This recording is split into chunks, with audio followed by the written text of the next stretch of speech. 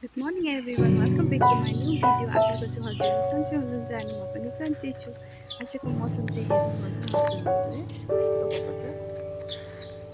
यो कति दिन भएको छ, बिहान चाहिँ ठुलो पानी परेको थियो। अब पानी चाहिँ रोकेर अघि चाहिँ एकछिन घाम लागेको थियो, अहिले चाहिँ फेरि धुँधेको छ गाइस। यस्तै कपडा चाहिँ धोएर सुकाएको छु, ड्राई गरेर चाहिँ अलिअलि घाम लाग्यो भने सुकिहाल्छ अनि त्यही भएर चाहिँ सुकाएको छु। खोइ त मौसम त यस्तो भएको छ, लुगा सुक्ने हो कि होइन। अनि हजुरहरूलाई हाम्रो बारीमा के फलेको छ म देखाउँछु।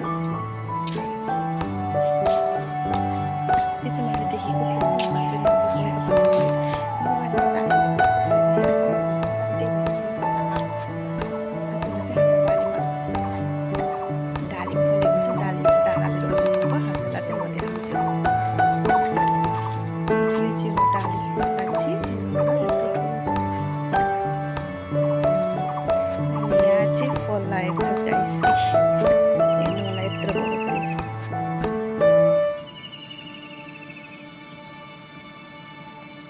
धेरै फलेको छैन, एउटै फलेको छ अनि यता पनि लाग्छ होला, यस्तो भइरहेको छ। यो पनि फुल लाग्छ, फुल रोप्नु धेरै नै लागेको छ।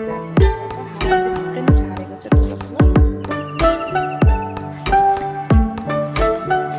कसैलाई खानु मन लाग्छ डालिम, आउनु होला डालिम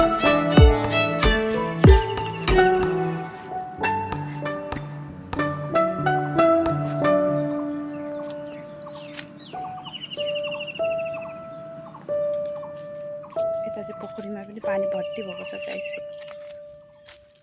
भर्ती पानी, अस्ति त पानी सकिएन, अहिले चाहिँ भर्ती भएको छ गाइस पानी।